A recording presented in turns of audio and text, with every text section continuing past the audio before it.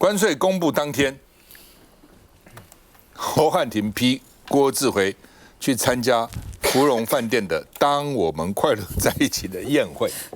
当时我不懂什么“当我们快”，我以为他们唱个歌。哦，原来那个宴会是有主题的，“当我们快乐在一起”。有一条歌嘛，有这当我们都在一起，起快乐无比，对吧？颠倒一下，一定是把这个歌把它变成一个“当我们快乐在一起”哦。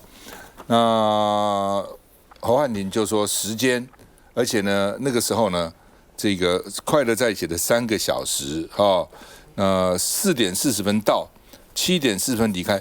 晚宴怎么会4点40分那么早？奇怪，一般都6点半嘛哈，不知道他们搞什么了哈。那而且还搭公务车，搞了半天去快乐搭公务车去快乐，因为最近公务车蛮敏感的嘛哈。那另外呢，经济部说，你把证据拿出来，你如果不实指控，我们就依法追究。哦，这是8月10号，经济部上午声明，不是我们办的，不要断章取义、借题发挥，我们是到场致意、寒暄就离开，没有逗留啊。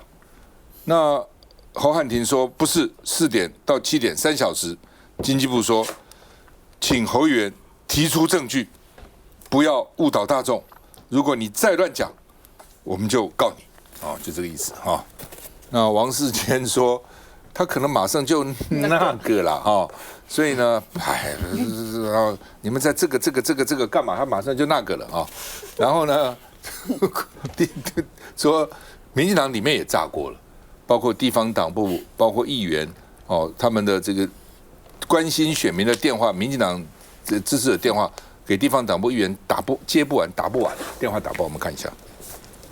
那个关税公布当天，然后还是这个设宴吃饭，有没有回应吗？一听到记者发问，经济部长郭志辉一个手肘架开记者，接着对院长不礼貌，眼睛盯着还不够，部长更用食指不断指着记者，语气严厉批评你没礼貌。原来是遭报关税宣布20%加恩当晚，部长竟然跑到芙蓉大饭店11楼 VIP 包厢参加“当我们快乐在一起”晚宴。经济部澄清是受到一届友人邀请，经寒暄就离去，勿借题发挥。台北市侯汉廷就痛批，明明是当天4点40分抵达，7点40分离开，快乐在一起3个小时吗？跟朋友吃饭没什么，那他身为大老板吃的高级点也没什么。但是民进党有没有展现出当初炮轰薛湘川的标准，同等的标准来抨击我们的经济部长？当前应该要下台。另外，监察委员赵永清以及前中研院长翁启惠也被拍到，都拿着同样礼盒出席晚宴。但监察院曾对经济部太阳能板提出纠正弹劾，两人参叙遭质疑没避嫌，更别说赵永清还以监委身份帮过翁启惠在浩鼎案翻案。其中吃饭的人员呢，还有我们当前的监察委员赵永清。所以经济部长跟自己要监察的对象一起来吃饭，那包含赵永清本人也应该要出来说明清楚。郭志辉仿佛被针对，去哪吃饭都被拍，再也不打算放过他，点名他下台。安志强，其实说真的，我觉得郭志辉这个人事案都快变《聊斋志异》了，你知道吗？为什么他还能在那个位置上？我到现在是不太能理解。我说实在话，就赖清德总统能够包容他到这个程度哈。真的也是匪夷所思他从上任到现在，我只问各位，你有印象郭志辉做了什么事情？在哪件重要的事情上有他的身影在？他只有几个角色嘛，第一个就路人甲嘛，对不对？看斋也是路人甲，对不对？第二就是什么？第二就是胡说八道嘛。你看那个川普，那个记者问他，川普说投资台积电，要3000亿，他说是假消息啊。我跟你讲。谁都可以说假消息、胡说八道，就你经济部长不能讲，因为这你一定每天看舆情嘛。哪一个经济部长没有去每天去看说川普到底在关税啊，在对美投资上讲了什么话？你一定看的嘛。你没有看，我跟你讲，我对他刚开始不是被包装是什么这个企业家入阁包装的很漂亮我到一件事情就对他真的是完全是看到他就是觉得疯掉了因为我问他，就是那时候不是传出美国要科晶片关税是100%嘛？我就问他，我说，请问部长，这个晶片关税科100%你怎么看？他说没有不合理啊，我吓一跳，你知道吗？那时候卓荣泰在旁边，我马上问卓荣泰说，你的部长说没有不合理啊，所以他帮他打圆了，所以他反应不快。你看说没有啊，他是说从美国川普的角度来讲没有不合理嘛，好，所以干嘛从川普？他转得很快哦，好，然后我就说好，那没关系，我给你再一次机会，你现在中华民国政府官员，你再讲一次，100%的关税那个晶片关税到底合不合理？他说并没有不合理的，连桌在给他台阶下都不下。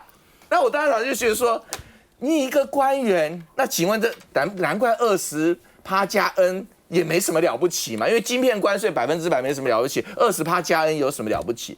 所以从头到尾哈，我就说郭志辉一直存在在那个位置上，我只能说哈，他跟赖清德一定有非常非常了不起的紧密关系，非常特别的关系，非常特别的关系，不然真的不可思议。所有阁员里面，我坦白讲，当然每个阁员很多阁员都是不适任的哈。但他真的是第一名，你叫我给选第一名哈，他的第一名超前的程度啊，可能至少赢人家50%以上，但是还能够做得这么稳，也是奇迹。那您好，我挑的那个最不适任的阁员也是郭志辉，因为他实在是很夸张，在救灾的时候离超远，然后作弊上官，然后这一次在关税的时候一样去吃这个餐宴，而且我觉得呢，这真的是语焉不详哎，你去吃一个饭叫做当我们快乐在一起。然后呢，王世坚说那个了，快那个了，那到底你们在干嘛嘛？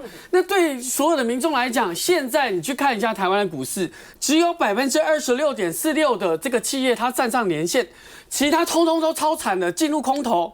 还没有讲说还没有上市柜的这些中小企业全部都惨上加惨，所以大家会有一个感受是说，如果在8月6号那一天关税加 N 公布的时候，我们的经济部长竟然可以很开心的去吃这个关税，代表吃这个当我们快乐在一起，而且低消是6万的餐，那代表他根本跟这一次所有的谈判无关。他也没有办法帮所有的中小企业在政策里面做辅助，通通都使不上话，而且最夸张的是他又说谎，因为他说我去致意而已嘛。就侯汉廷说，你致意怎么花了3小时？你是一个人致意20几分钟吗？加起来变3小时吗？哪有人致意是待3小时？你就是吃好吃满嘛。所以我觉得郭志辉走到现在救灾也好，关税也好，让人家感觉到其实卓荣泰的信任度这么低，郭志辉绝对占一半以上，因为他的态度叫做傲慢。南京，好，老沈要补充，来，老沈说。当初卓荣泰组阁的时候，我是犯了一个错，因为我公开讲郭志辉不失为阁员里头的一个亮点因为他的从业前董事长，这个不是什么大咖，但是也不是小咖他愿意进来当阁员，这个就说无缝接轨跟业界。但是我觉得他自己说命这么认，而且这个总统对他信任有加，好像他也是读书会的。我觉得读书会的这个赖清德特别喜欢，因为他当副总统的时候，你会进来跟我一起读书这些都是比较就是倾向会拍马屁的，而且在读书会讨论的时候一定有表现的，所以这个信任度的增加很高。但是我觉得，就算这一次823完了以后，大输大换就整个那个总辞，或者是比这更严重的，我觉得郭志辉不会觉得可惜，因为他学习的速度真慢。因为你看他最近你们骂他的，就是说他救灾就抱凶就好像事不关己不晓得如何。但是另外的场合，当整个内阁出动，那卓荣泰站在那边，旁边有副院长有什么，他当然作为经济部长站在第二线。我细细的观察他站在第二线的表情他还是很不自在他很不自在，他就说那个我看这才不冲下笑也不对，哭也不对到底头要摆在哪个地方，看哪个方向，他真的很不自在。所以这是趁势而下，其实对他也是一个快乐的，不是快乐的在一起，快乐的了断快乐的别离。来，南京。对，我觉得大佬真的是不愧。还是民进党真的很资深的了哈，了解这些人物他们的个性赖清德的确就是如此哈，就像现在不管是郭志辉、彭启明这些人，当时他们都是读书会的成员，然后他现在在他的团队里面任用的都是他相信的人哈，像卓荣泰他以前在赖清德跟蔡英文在初选时候争议的时候，他是主张一个比较公平的这个初选制度的，所以他就用他当行政院院长。那潘孟安就更不必讲了，好，然后他就用潘孟安。然后陈金德呢，陈金德过去呢也是在赖清德比较失意的时候呢，陈金德站在赖清德这一边，所以他无论如何也要给陈金德一个好的位置。赖清德的任用私人，然后呢圈子窄到这个地步呢，就给我们国家造成了极大的灾难，这个都不是开玩笑的事情哈。到了昨天行政院院会，然后卓荣泰呢就为了这样子的事情跟卢秀燕在那边吵，他说什么你不是在制造声量？这些官员从总统、行政院长到部长，他们都不知道他们在干嘛哎。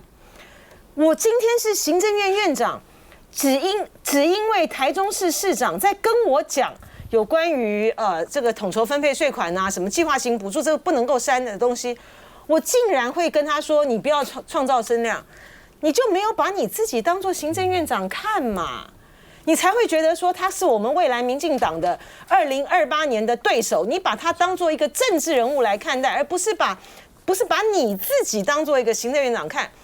这些人格局小到一个地步哈，你们自己不知道你们坐的位置有多重要。那然后呢，现在呢，你们的格局这么小，就把国家害得多惨。郭智辉也是，我非常的叹为观止，就是说郭智辉呢已经被嘲笑到这个地步了，他还是好官我自为之。然后经济部呢继续发那些文不对题的澄清稿，经济部说啊，这个不是经济部做客的啦，不是经济部做东的啦，也不是什么的，要他拿出证据来，没有啊，侯汉廷没有说这个是经济部在做东出钱的，他不是这个意思啊，他只是要凸显说，在国家面对到这么严重问题的时候，你经济部长好，我这样。经济部长，我们都知道我们现在都已经知道郭智辉完全不在这个圈子里面了啦，谈判的都没有他的事。那你好歹被抓到的时候，你态度诚恳一点好不好？你告诉大家说，哦，那一天实在是因为，比如说他们是医界的嘛，我猜可能是，然后又有翁院长在哈，前中研院院长在，可能是跟什么生技啊、医药什么有关系的，有可能啊。那你被拍到，那你就跟他说哦，当天是因为怎么样，所以什么什么哈。那你可以讲一个说辞，而不是像现在呢，继续要抗辩到底。到了昨天，在开行政院院会完了之后，下午才去跟那个卓荣泰跟卢秀燕他们才去到台中跟这些工具机业者谈。奇怪了，卓荣泰不觉得？我政府采取这个行动太慢太晚了吗？然后那一天的工具机的业者，昨天跟他们谈的需要什么样的补助，然后汇率呢，希望能够要阻止这个汇率继续升，这不就是早该之前的时候就已经要跟他们讨论吗？什么都没谈，什么都没讨论，到现在还有脸才去跟什么台中市长这边呛，然后郭智辉还这边莫名其妙的那边讲说。吃这个饭有什么了不起或什么？这些人都不知道在干什么。休息一下再回来。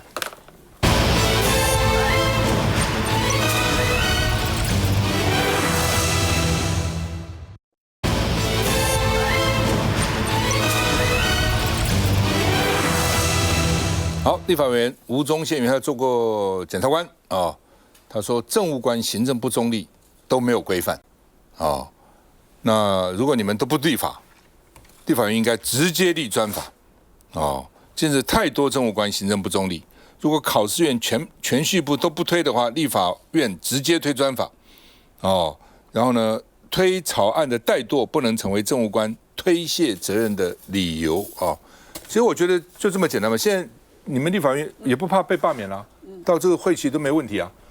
那既然民进党掌握了行政权，你们就掌握立法权嘛，就在立法上要立一些老百姓期待的法嘛，很多法都应该可以立，很多法都其实很久都已经这个不合时宜了哈。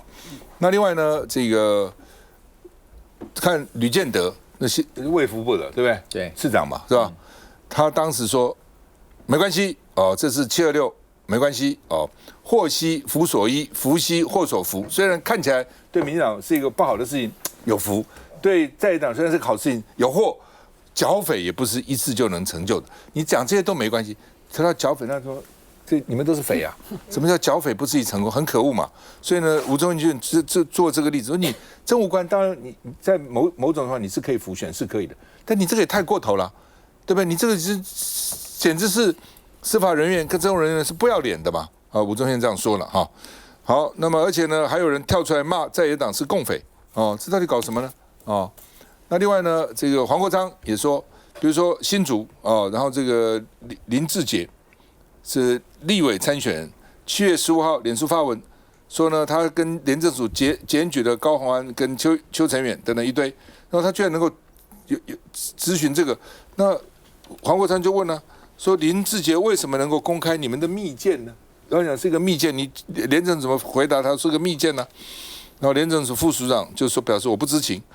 黄国昌，你们叫做官官相护，什么叫做不知情？哦，黄国昌也骂苏治芬，说苏治芬呢现在1年在中央畜产会当董事长，1年领300万，哦，而且用上班时间在云林搞大罢免，云林乡亲都看不下去了，觉得我们政府很有钱，花300万给一个人替执政党搞大罢免，到底怎么样了？还是因为他是英系大佬帮他开后门？这是黄国昌的这个批评了哈。那另外呢，昨天食药署员工也把王宏威去要资料公文呢拍了，然后 po 网公审王宏威。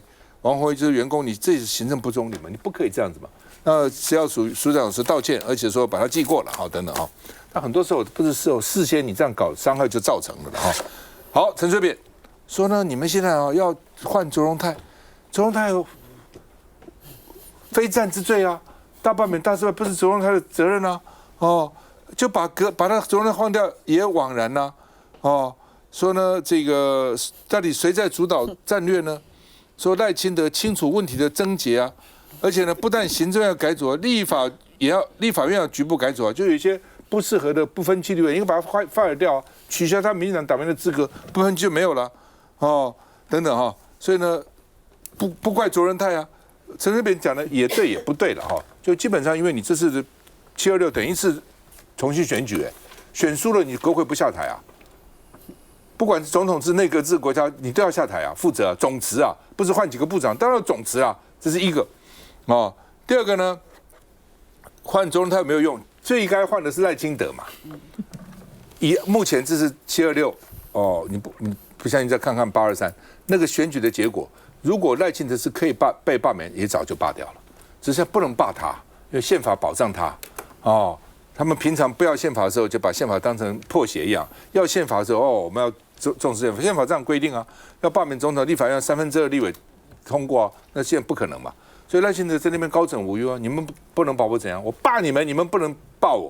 能罢掉他的话，他就已经被罢掉了。我放心，这个选票已经证明是这样哦。那怎么办呢？只好说卓荣泰，你是赖清德任命的嘛，那你来负责。其实只是这样而已啊。哦，但是呢。换阁揆，再换一个新的来也枉然。为什么？因为后面的主导者并不是阁揆，而是总统。我们看一下，奇怪了啊！你们廉政署自己发密件，自己的密件被公开，自己都没立场哦，官官相护成这个样子哦。没有官官相护。点名廉政署涉嫌泄密公文，让罢免团体可以攻击新上高虹安、黄国昌，话越说越气，更指出畜产会董事长苏治芬涉违反行政中立，频繁回云林支持大罢免。不要是因为是民进党英系的大佬帮他开后门呐、啊，他的身份是不宜。哇，这么模糊哦，用不宜哦。嘿，啊，比赛就对啊啦，比赛就对啊嘛。嘿，啊，今嘛都有啊，啊，要抓处理。啊，主管机关爱去调查清楚啊。啊，今嘛就拖啊。拖3礼拜啊，能拖就拖，能混就混啊。而吴宗宪也点名卫福部2位次长吕建德脸书的剿匪说，以及林敬明先前带队罢免严光和，喊话要立政务官行政中立专法。前一段时间拿着假的预算的讯息到这里来骗人，我觉得这可恶至极。就我们的官员来这里说谎当日常，说谎跟呼吸一样自然，考试院或铨叙部都不推的话，那我们这边就直接，立法院这边就直接推。只是726首波大罢免结束后，挺过罢免的王宏威8月1号向部会索资要监督预算，8月6号却有卫福部职员流出公文po网嘲讽，已经记过处分，调离现职，组内呢也做进一步的在世的一些教育的议题，感到非常的遗憾，也应该要进一步的说声道歉。我个人是肯定是要属这样的作为，因为唯有如此才可以告诫这些这个青鸟型的公务人员自甘为青鸟，自甘为侧翼还用外泄公文的方式来继续的来打击、来抨击这个在野党的委员。他以为726的教训还不够吗？看来大罢免的账蓝白还没算完。志娟，这个我认为最终这些行政官员最终的目的是为什么？是为了讨主上欢心，也就是赖清德。大家可以看到，因为赖清德的个性，其实这一届不管是立法院也好，在地方的民代也好，大家都转为这种战狼式的攻击，而且甚至是不顾事实的发言。如果我们国家的事实查核中心真的有正常运作，就像那个时候疫情的时候，你敢散播不实谣言、不实讯息的时候，在你的贴文上面是会跳出说这个是不实讯息的。如果这个东西有正常执行，我告诉大家，整个民进党所有脸书，我看每一篇都是谣言了。所以现在民进党官员放飞自我，完全当民进党的打手，他们也一点都不觉得违和。为什么？讨主上欢心吗？卫福部次长可以在脸书上面发说剿匪不是一次才成功。你身为一个官员，你在暗指这些匪是谁？在野党所有的立委嘛，不然还有谁呢？这个完全就是已经不适任。我说真的比起刘世芳，我都已经认为这个次长都小 case 了。一个内政部次长可以去下乡的时候讲说，在野党、民众党是假台湾币做中国鬼，这种话都已经可以从一个内政部长嘴巴里讲出来了。这个次长讲说，这个剿匪不是一次就会成功，这个算什么？所以比起他们两个，郭志辉那叫白目，他那叫做自己，他已经放飞自我。可是刘世芳，这卫福部次长这叫坏，这就是现在民进党的执政。所以我认为台湾大多数的人民真的只有一个问题，就像林涛刚刚讲的，你们到底在干嘛？整个执政党荒腔走板，完全不知道在干嘛。然后呢，现在他们唯一的想法是，从行政院长到这些部长带头去厮杀这些在野党。大罢免已经过了一半，我们还有823，真的是要该好好检讨了。赖老师，我有一个稍微不一样的看法。我觉得像刘世芳，像那卫福部次长，他们会觉得说，不见得他们有错，甚至目前还不晓得说有需要检讨的地方。因为像刘世芳，他是非常资深了，他清朝里头很多人要叫大姐的，所以呢，他很多比如说对宪法的观念啊，对两岸关系的观念啊，对这个陆配的观念啊，我觉得这是据我了解的刘世芳，他一向的看法就是这样。但是呢，他们没有与时俱进就进来当官了，所以是要修改的。像我我回国39年了，我有没有改？你回去看我39年的立场，年前的立场，我是深绿的，我是极独的，所以他们现在骂我是背叛了。但是老共不一样啊，美国也不一样啊，全世界都不一样，你要叫我完全一样，对不对？我能活吗？除非我告老还乡，退休，从此闭起嘴巴不要讲。所以与时俱进是应该的。但是呢，这些官员呢，当然是你讲的对了，是讨好哪一个老板用他们就是。你觉得那个卫福部的次长讲了那个话以后，教会不是一次成功，那第二天部长从他门口经过，会进来讲，搞讲到赞，那是讲你也戏，你刚讲呀？你觉得是部长会是哪一个表现啊？但是我觉得重点其实宪法要修宪太难了，要不然我们国家有一个很大的毛病，是从李登辉开始的啊，大家都没有觉醒，这是不对，是很大的不对。我告诉大家。全世界纯粹的总统制的国家，有不分区国会议员的，你晓得有几个吗？3个，台湾、菲律宾跟印尼，就是3个国家。我们台湾才113席嘞，不分区有多少？34，对不对？113分之34，而现在作乱、嚣张、敢胡说八道的，沈伯洋、龚川啊，还有林楚英。通通是不分区耶，你知道吗？所以台湾这种总统治国下面的不分区委员是总统亲自点名的鹰犬嘛，你知道？所以台湾在立法院的运作是内阁制，然后总统府的总统权力又够大，然后他又指定这些不分区的委员进到已经是铁板一块的内阁制。这两项制度来的一专制的这种设计啊，一层再下一层，这个就20%加 N 了，你知道吗？这两个一加不得了。所以真的你们以后要针对这些不分区的胡说八道，你只要点破它，你又不是区域的，你讲什么？这个烧他们的痛处，你知道？那你权力从什么地方来的？你权力从总统来的，你是在替总统讲话而已啊，对不对？我觉得这是我们台湾政治体制最大的缺点。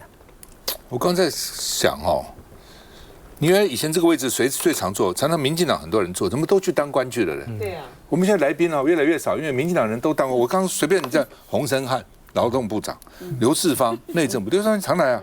梁文杰陆委会副主委，李俊毅什么中兴还是什么中兴工程师的那个董事长。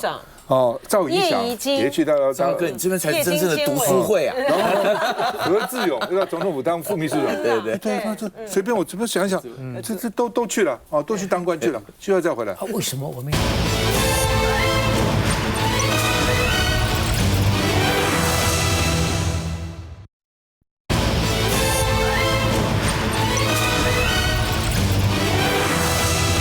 好，赖清德民调，因为好几个民调最近，包括 TVS 的，包括台湾民意基金会什么都重挫。吕秀莲建议了，你辞去党主席吧，好好专心做总统，都已经分身乏术了，还去干什么党主席呢？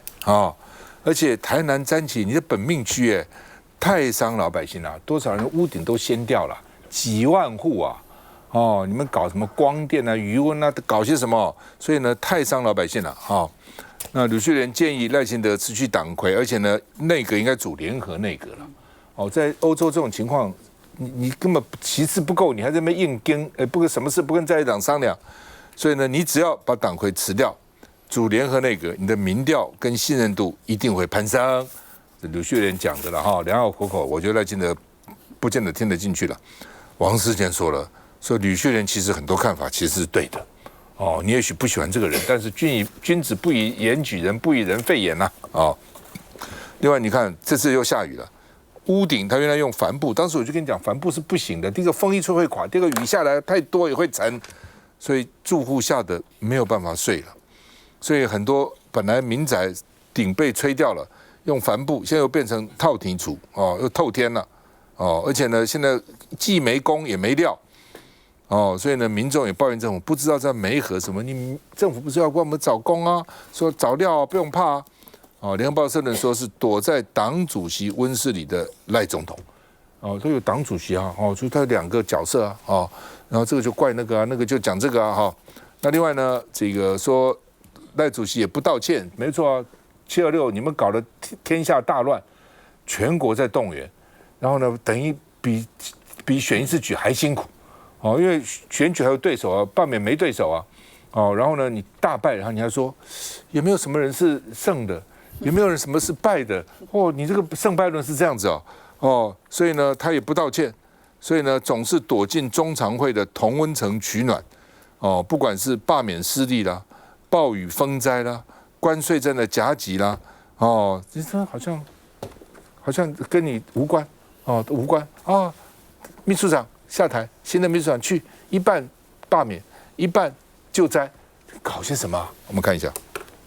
这是日前总统听到民调第一名的反应。总统感受到满意度不到30%吗？脸上没太多表情，不过多家民调都显示总统满意度不太高。TVBS 民调指出，总统满意度是一路跌，仅剩28%，不满意度来到5%。至于另一份民调，同样也是不满意度高于满意度至少20个百分点。之前副总统吕秀莲就建议，台南灾情让民众觉得政府软弱，要政府快改革，像是组联合内阁，或是总统能辞去党主席，转型为全民总统，有望迅速提升民调。此时此刻后，我们尊重赖总统的决定。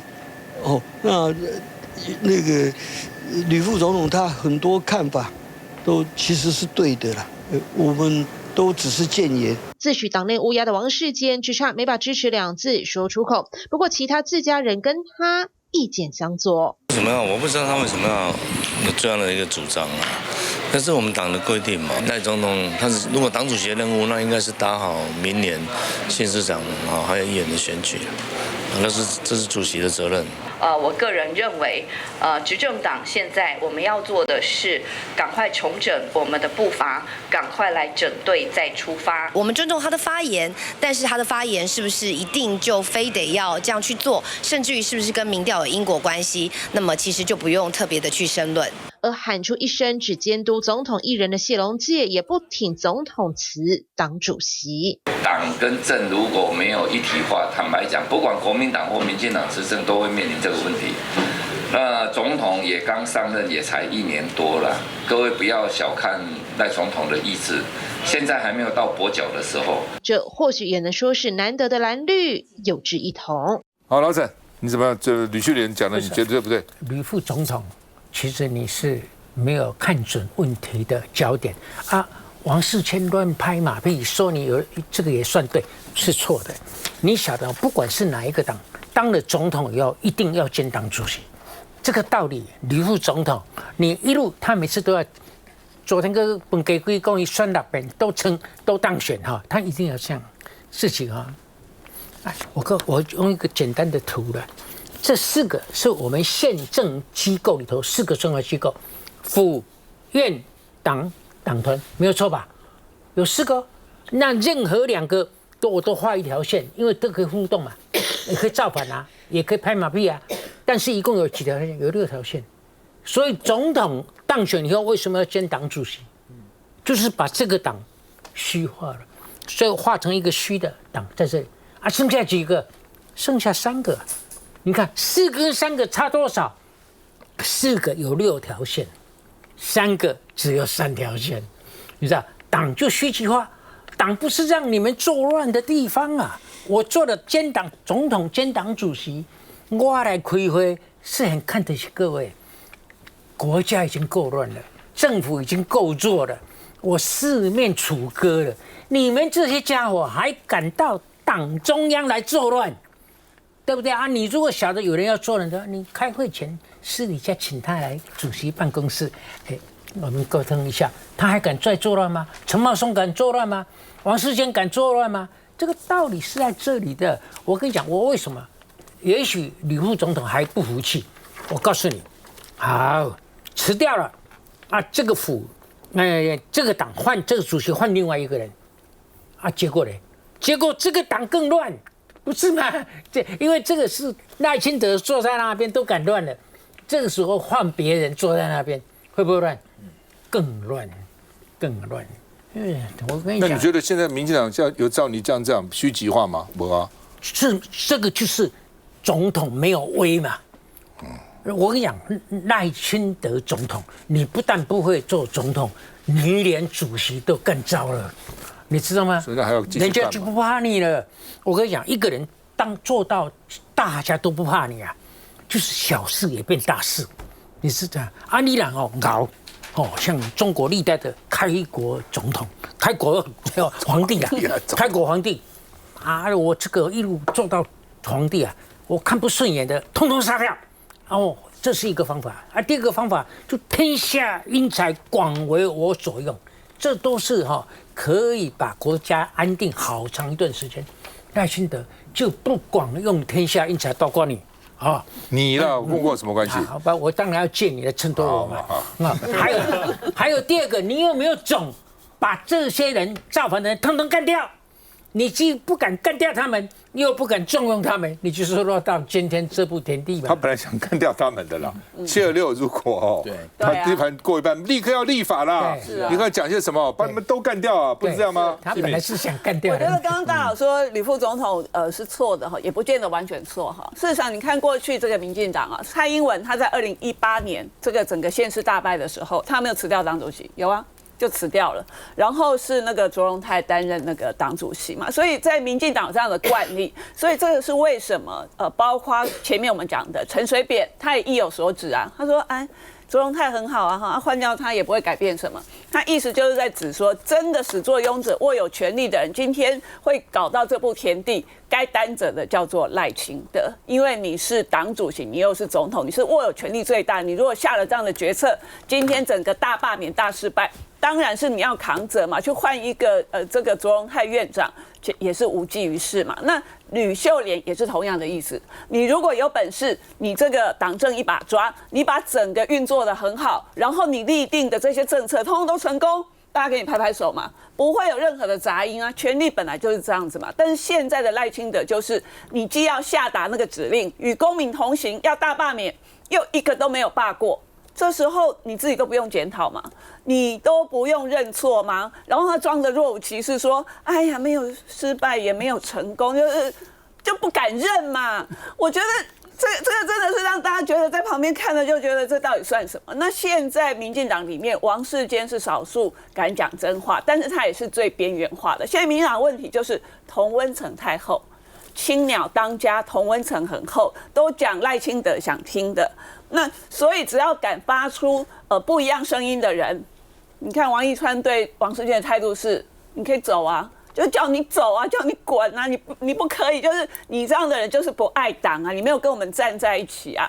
所以现在王世坚是孤鸟啊，一个中常委可以追着他跑，在媒体前面这样子，然后就是要逼他，就是可以对他是如此。王世坚好歹也是资深的政治人物吧，在民进党里面党的分量也算是不小的。那个没什么，没什么哈。王世坚不应该看在眼里，对，有那么严重吗？你错了。不是我的意思是，以王世坚这样的人，吕秀莲这样的人，他要讲出一些真心话，但是忠言逆耳。现在的民进党赖清德他是听不进去的。那如果在这样的一个情况底下，我们只能预见民进党他的未来可能路会越走越窄，因为他只在乎同温层嘛，他不在乎中间选民嘛，所以才会下那个决定。823还想要继续罢免，但是所有人都已经看穿了，现在的这些青鸟就是变成是少数。823的罢免已经没有正当性，823的罢免很多中间选民已经认定你这个就是劳民伤财。现在真的大家需要政府做什么？我们灾区的这些灾民，他的屋顶是用帆布盖着的，救灾才是重中之重。今天立法院已经通过了600亿的特别预算，这是国民党我们很快的通过条例，而且还加码，把560亿加到600亿。我们希望行政院真的专心救灾，好吗？如果你还想这些旁门左道，还想要做政治斗争，我觉得你们真的是辜负了选民对你们的期待。好，赖清德突然就是726又变成老子的信徒。成功不算成功，失败也不算失败。休息下再回来。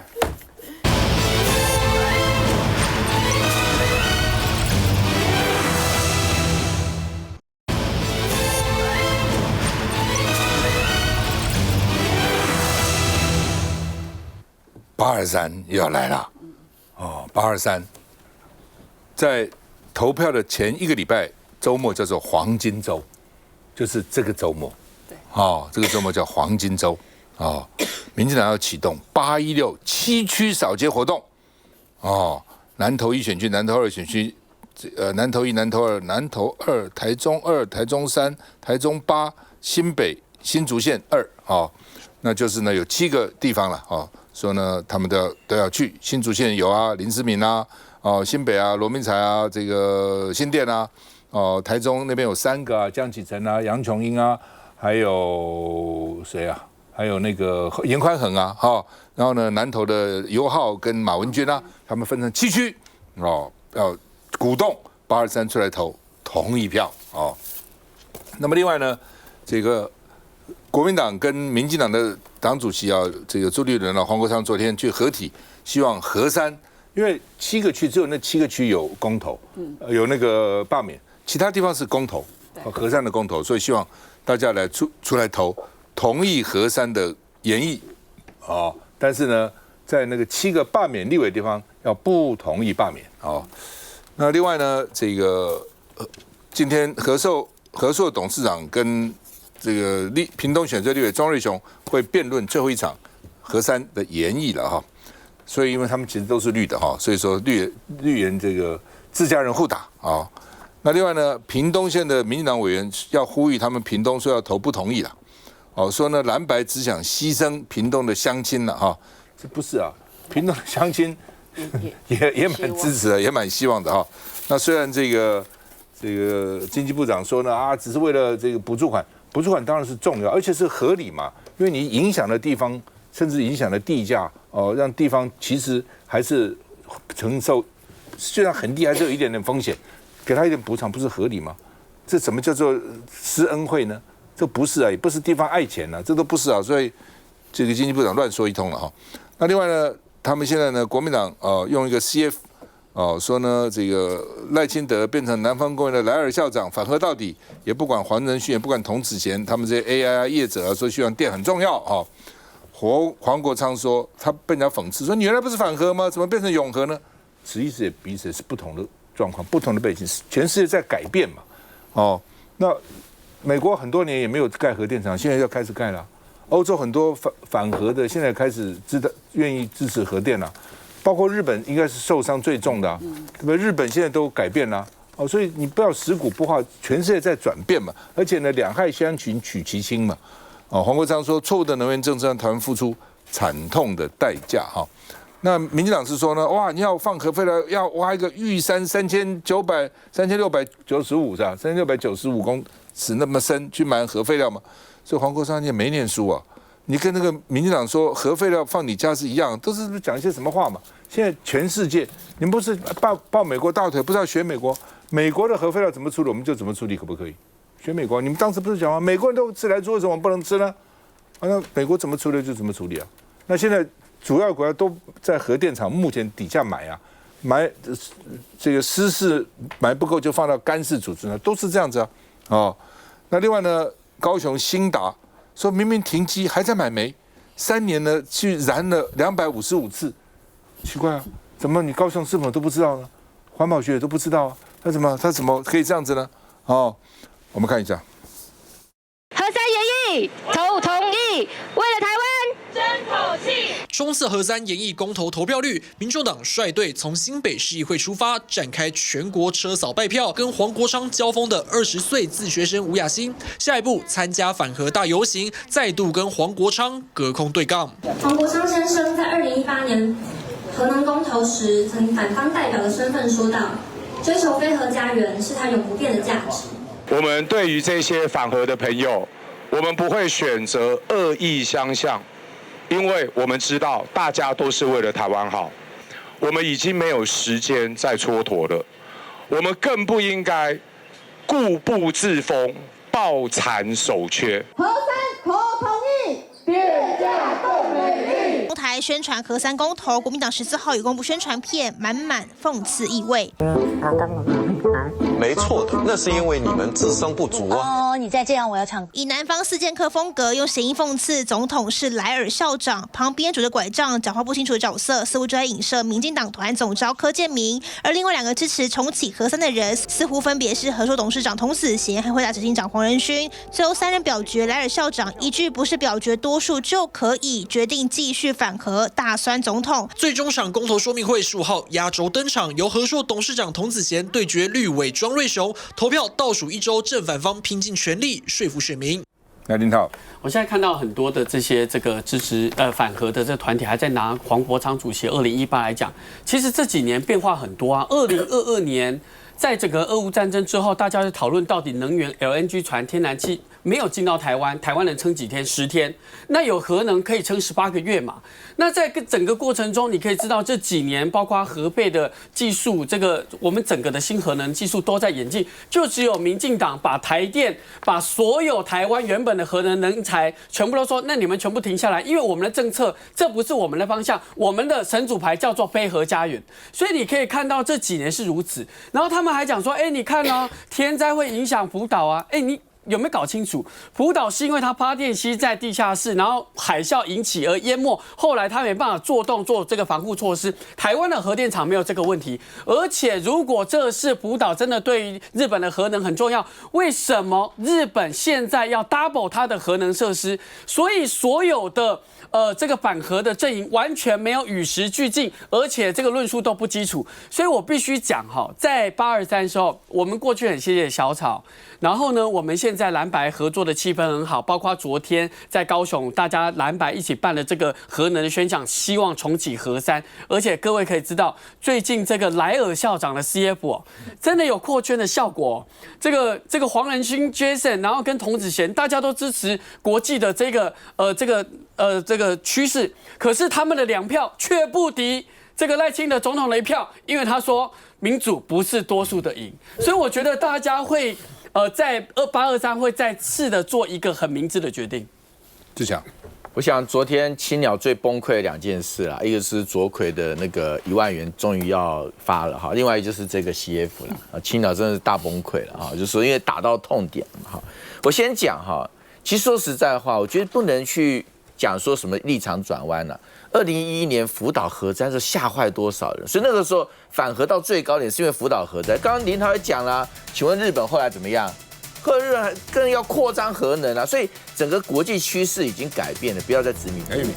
现在国际的趋势就是要减碳，就是要防止这个温室效应啊，因为我们只有一个地球，我们必须活下来。但是很多的反核团体呢，他现在还在活在过去，就是他的反核主张一直是过去的主张，他没有跟上这个时代。所以我希望823更多人站出来，就是要支持这个核三延役。乃金。对，我在讲到这个，我就觉得李远哲讲了很多错话哈，但是我觉得他那句话讲得很对，一个地球比一个中国重要。